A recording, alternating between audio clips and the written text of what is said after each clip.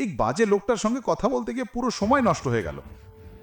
রাঠোর এবার হয়তো এসে পড়বেন বলে সে আগের টেবিলে গিয়ে বসে পড়ল। অন্যদিকে গৌতম ক্যাফে থেকে বেরিয়ে গাড়িতে উঠল। গাড়ি স্টার্ট দেওয়ার আগেই তার কাছে অভিনবর ফোন এলো। অভিনব জিজ্ঞেস করল, স্যার আপনি কি মিস সনার সাথে কথা বলেন? হ্যাঁ, আর ওর সঙ্গে কথা বলে আমার মাথা খারাপ হয়ে গেছে।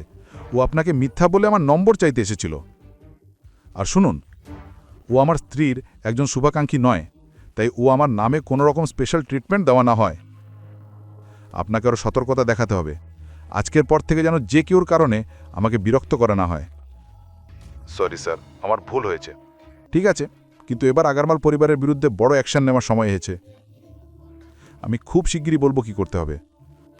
কথা শেষ করে গৌতম কল কেটে বাড়ির দিকে রওনা দিল। ওদিকে সনায়া ক্যাফেতেই বসেছিল মিস্টার রাঠোরের অপেক্ষায়।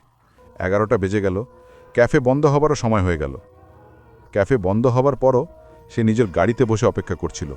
12টা হয়ে গেল এবং এখন সনা পুরোপুরি বিরক্ত ও রেগে আগুন।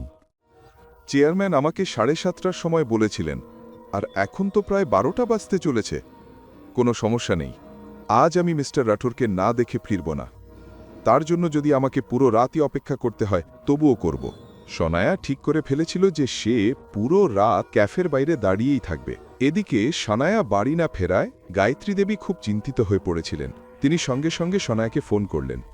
সনায়া বেটা, কোথায় তুমি? 12টা বাজছে। আমি যেখানে আছি ঠিক আছি দাদিশা, আপনি ঘুমিয়ে যান, আমার আসতে একটু দেরি হবে।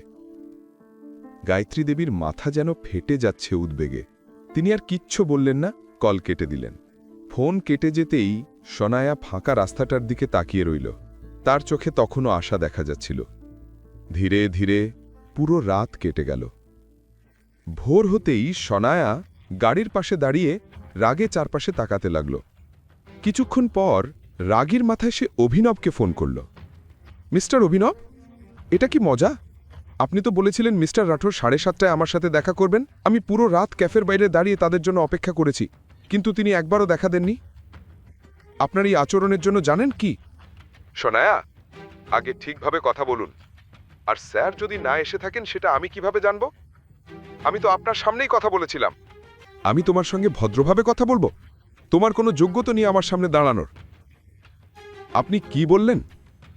আমি আমার যোগ্যতা খুব ভালোভাবেই জানি, আর এটাও জানি যে গতকাল আপনি আমার অফিসে মিথ্যা বলে ঢুকেছিলেন।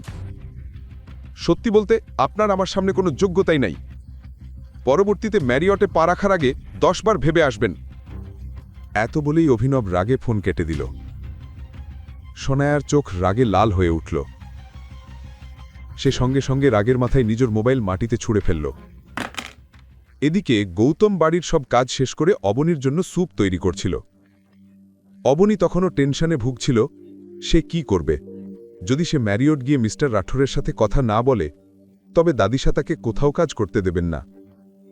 আর যদি সে কাজ না করে, তবে বাড়ির ছোট বড় চাহিদাগুলো কিভাবে পূরণ করবে? রোজগারকারী সে একাই ছিল, আর খাওয়ার মানুষ ছিল 4 জন। এই সব চিন্তা করতে করতে অবনীর শরীর আরও খারাপ লাগছিল। গৌতম এটা দেখে আর চুপ থাকতে পারল না। অবনী, শুনো, যারা তোমার এই অবস্থা করেছে শিগগিরই তাদের অবস্থা তোমার থেকেও খারাপ হবে, আমি কথা দিচ্ছি।